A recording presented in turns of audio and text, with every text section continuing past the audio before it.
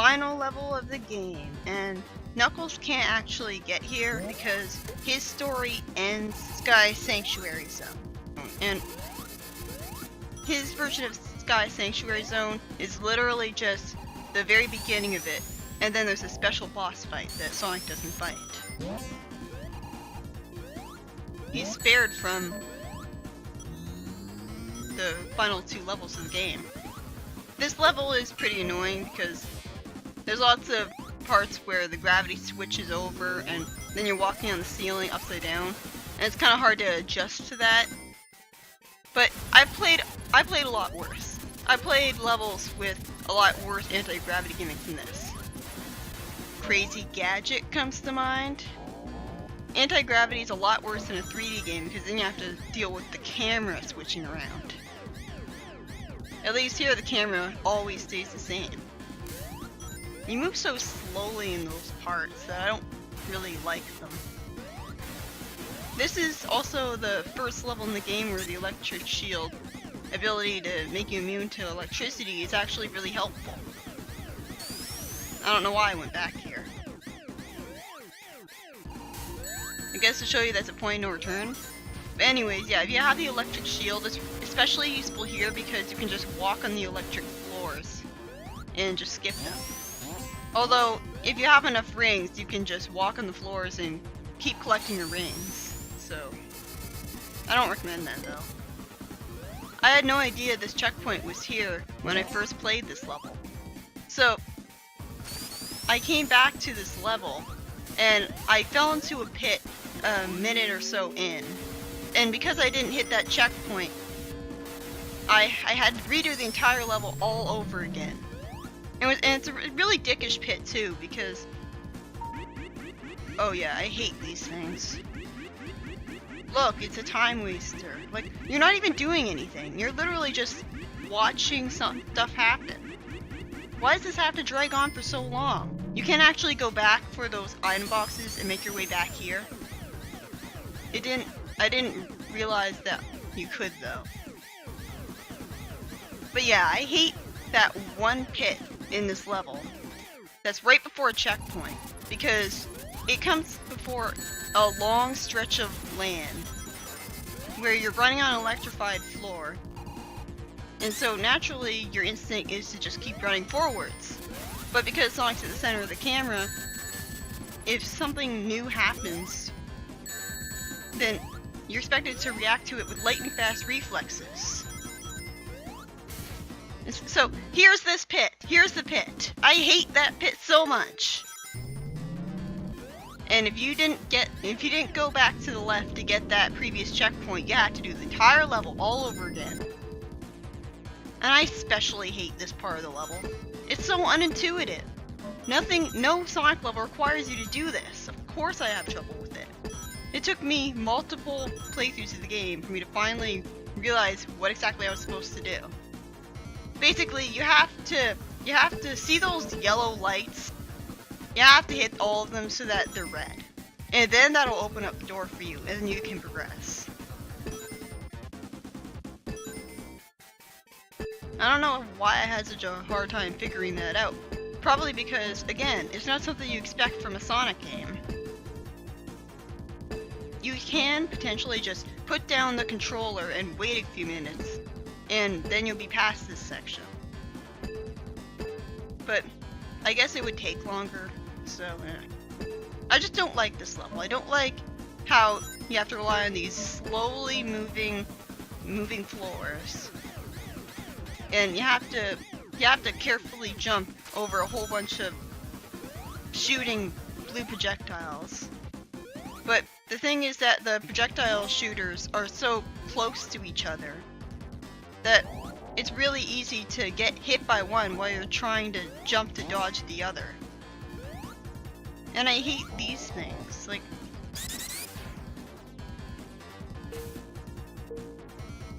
I don't know why it didn't activate. And the music is okay, I guess. The level aesthetic is certainly unique compared to Scrap Brain Zone, where it's just another mechanic level. this is basically, well, I don't know if this is what Death Egg Zone in Sonic 2 would have been like. I hope not.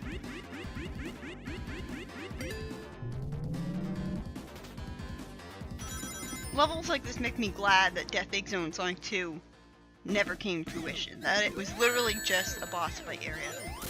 Hardest boss in the game, right here. Seriously, you're going to die multiple times to this thing. Constantly losing all your rings. Why can't the boss just die here? Instead, it has to do this. And you're very tempted to just rush and just... You can try to constantly bounce off the red weak spot and kill it that way. But the problem is that platforms are constantly spinning around it. So it's very likely that you'll end up landing on top of those spiked platforms when you're trying to bounce off the weak spot. And then those spiked platforms will carry you and spin you around it. And then you'll get hit by the laser that fires. And usually when the boss is doing that, it's at the side of the screen. Which means that when you get hit, though I hate that spring. When you get hit there, then your rings are pretty much guaranteed to fly off the side of the screen and you won't be able to get them.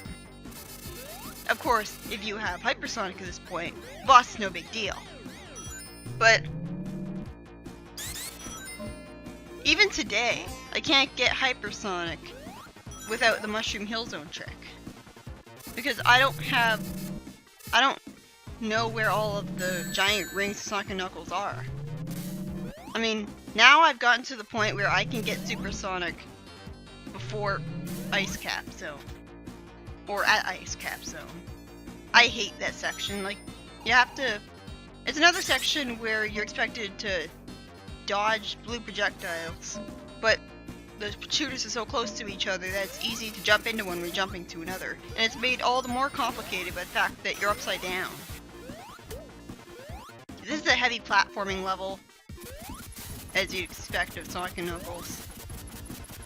And the conveyor belts screw up your momentum, you slide all over them, so it's better to just jump on them. And you can get crushed here, by the way. So don't stay at the side of the wall.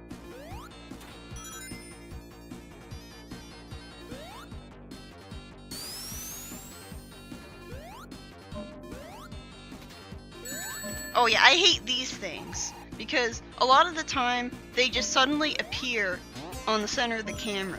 And Sonic is always on the center of the camera.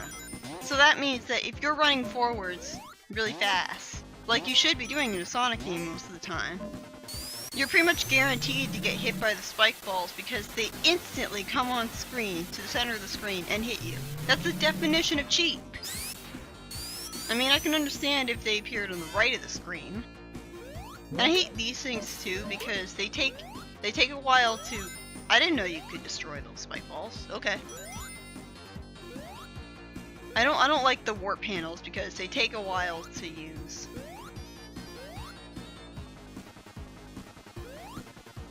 The level introduced you to this gimmick a while back, but here's when you're going to need it.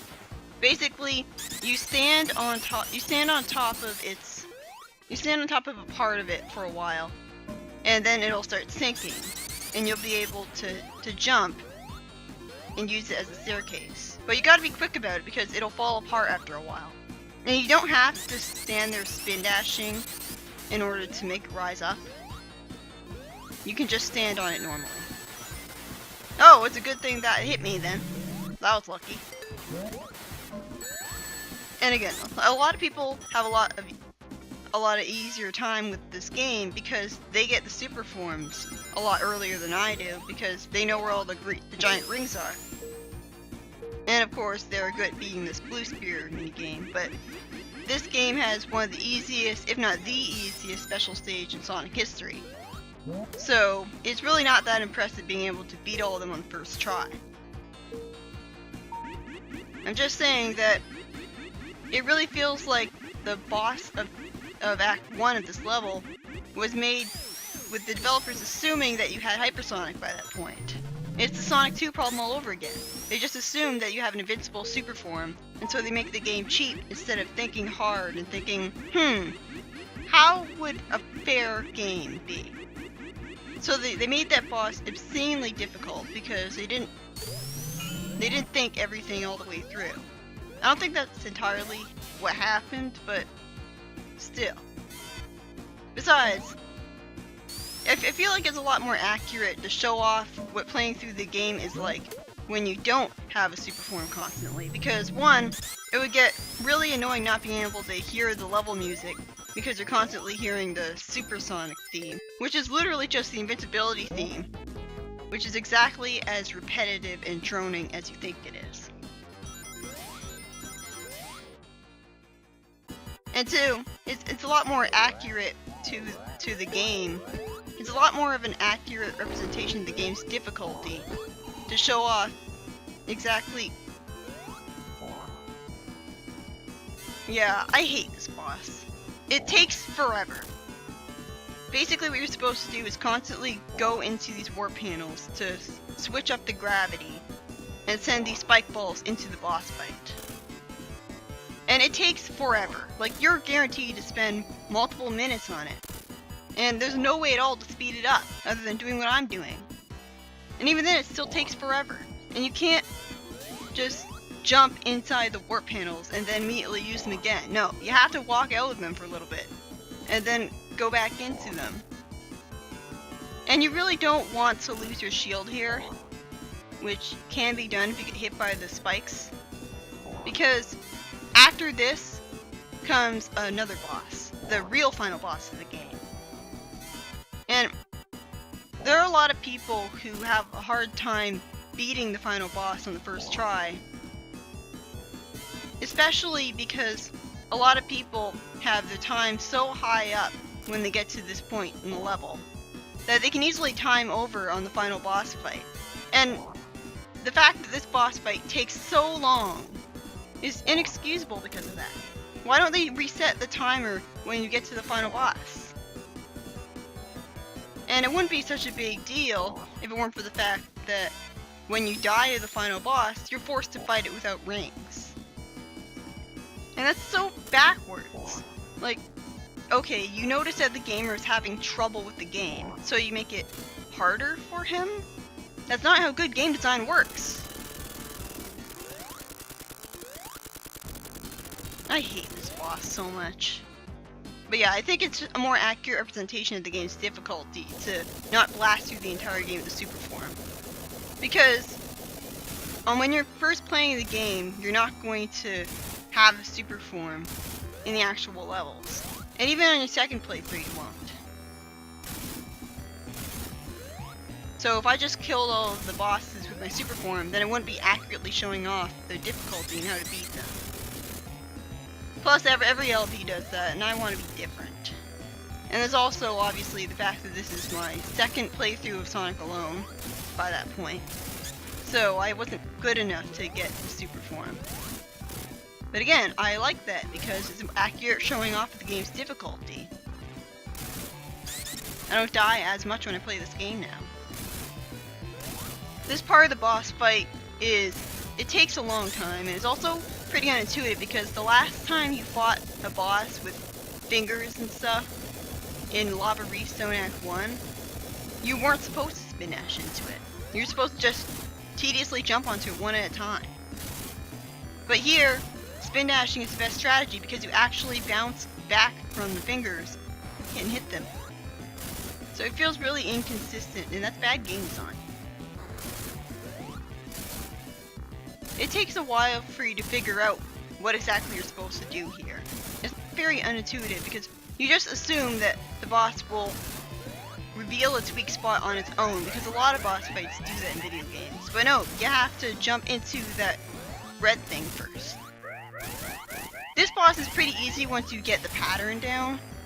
I mean, you jump into the red thing, dodging the fire first, and then you jump into the Master Emerald. And it has an audio cue. And once that audio cue ends, like a split second afterwards, or a second afterwards, then the lava will appear. Well, not the lava, the laser. Yeah, and that's what happens if you activate your super form there. You're pretty much guaranteed to die because You go so fast, and ugh. I can beat this final boss fight with no rings.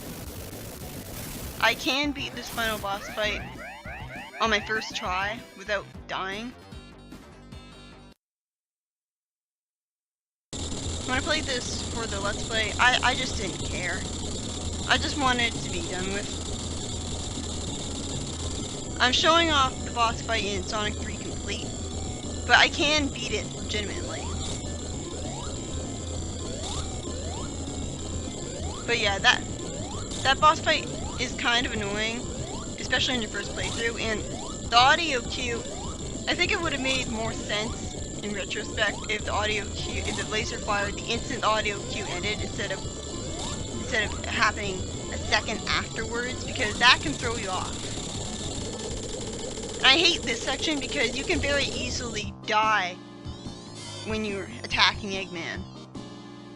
Because you can very easily fall off the edge of the screen because you jump at Eggman and then you're sent back, and then you have a smaller amount of momentum, and so you gotta keep constantly jumping to keep your momentum up. And I don't think that the falling debris can hit you. I think it's just part of the background, which makes me wonder why it's in the game in the first place. Even the chase sequence, as easy as it is really tense for me. I hate the music of this place. Like, I hate its instrumentation, and I don't like its melody. I mean, it's better than playing the Sky Sanctuary Zone theme here. But I think they should have gone with a better theme. But yeah, this is the first Supersonic boss battle in Sonic history. And I don't really like it all that much. I think it takes way too long. I mean, thank goodness they reset the timer when you come here. Basically what you're supposed to do is, when you get to the asteroid part, then you just collect rings. You collect as many rings as you can. And avoid the missiles and the energy balls, because they'll knock you back and you'll spend forever in the stupid flying stun animation, not being able to do anything. And here, you've got to move around, you got to fly around the boss fight so that you guide the missiles to the front of the boss. It's so annoyingly precise and specific that you have to hit a very small, specific part of the boss to damage him. And with every other part of the boss, the missiles just fly right past it like it's part of the background. So the only part of the boss that's in the foreground is the very front top of it, where the missiles can damage it. But you can't tell the foreground from the background. So it's unintuitive and it takes a long time. Okay, Supersonic can move a lot faster than Sonic, because naturally he's called Supersonic, he can move faster than sound. So, how was that flying robot able to move a lot faster than Sonic to the point where Sonic takes forever to catch up with it? Eggman must be a really good engineer if he's able to make robots move a lot faster than Sonic. I mean, I guess it's necessary for him to make fast robots, because otherwise the robots would all be just sitting ducks for Sonic to fly by and destroy. And it's weird how in the actual levels, well, if Sonic was really moving at the speed of sound in the actual levels, then it would look from our perspective like everything was standing still, including the Badniks, which would be no threat for the most part. So, I guess Eggman's robots really are really fast, because there's no other explanation for why they're able to move fast enough to attack Sonic in the first place. But yeah, I think the asteroid sections last too long, although it is really good for racking up rings. And you pretty much need all the rings you can get, especially if you're playing the boss fight for the first time. This part is really annoying. The asteroids will slow you down, although they won't knock you back, which is good at least. Ugh, there's so many things on the screen that can knock you back. And you're supposed to hit the front of the boss, at the top of it, and that's how you damage it. Or you can damage it from the bottom. point is there's so many things in your way, there's so many things to slow you down, and you can rapidly tap the A button or hold it down to dash forwards. I like to rapidly tap it. So you can just dash forwards and keep doing that to move faster. But it doesn't change the fact it's so easy to get hit. And it's so easy to run out rings. Thank goodness there are rings here. It's not a fun boss fight to me at all, and I always think Supersonic boss battles suck. By the way, if you get here with Supersonic instead of Hypersonic, literally the only thing that changes is that you have the Supersonic form instead of the Hypersonic form. That's it. It's just a graphical change and that's it. So you don't really get a different ending if you finish the game with Supersonic as opposed to Hypersonic. I didn't have Hypersonic when I was playing the game. How did Tails develop a magnet that was able to magnetize gemstones? Oh well, he's a genius. Hell, he probably used the magic of a Chaos Emerald to make that magnet in the first place. So they return the Master Emerald back to its rightful place, and that causes the Angel Island to rise up into the sky. And in Knuckles' story, when Knuckles is playing Angel Island, this is the background, because Angel Island is up in the sky. So again, that's more proof that Knuckles' story takes place after Sonic's. And it's also the fact that in Sandopolis Act 2, when you're playing as Knuckles, the ghosts are already free from the very beginning. Which not only lends itself to the fact that Knuckles is the hard mode of the game, but it's also even more proof that Knuckles' story takes place after Sonic's. You might think that I'm only complaining about this because the Sonic 4 official website tried to claim that Sonic and Knuckles' stories take place simultaneously, which is incredibly stupid and makes me wonder if they completely forgot about the game's canon. But it's also the fact that the English manual of Sonic and Knuckles says that both Sonic and Knuckles stories happen at the same time. So this is probably why Sonic 4's website made that mistake. But still, it's really glaring. It makes me feel like the people of Sonic 4 didn't actually play the original games, and you know, that explains everything.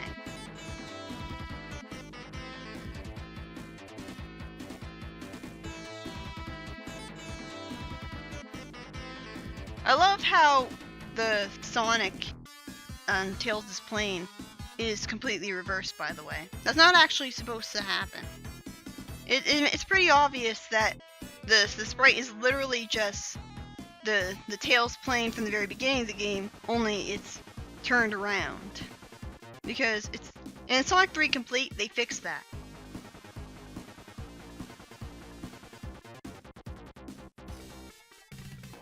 It's not actually Tails' plane, it's Sonic's plane, and Tails is just allowed to pilot it because he's a lot better of a pilot than Sonic. And I have a really hard time believing that Sonic is able to get a piloting license. I mean, he doesn't seem like the personality type to be good at that, but whatever.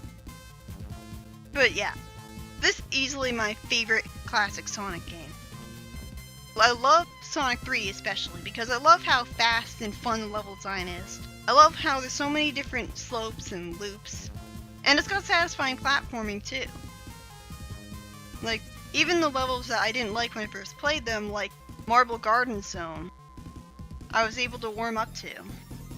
And Sonic and Knuckles I don't like as much because it's supposed to be the harder part of the game, but it feels like it's a lot less fast and fun. And it's more platformy, but it's not satisfying like Sonic 1. I feel like it's just more cheap than anything. The soundtrack is great, and the graphics are great. Like, I love the way Sonic's sprite is so full of emotion and character. I love the fact that there's more of a story in this game, even if the cutscenes just make me sit there and wait until the end. I love this game, and I'm really glad that I could show this off for you. There's going to be plenty of extra parts after this. I'm not even close to done showing you everything this game has to offer.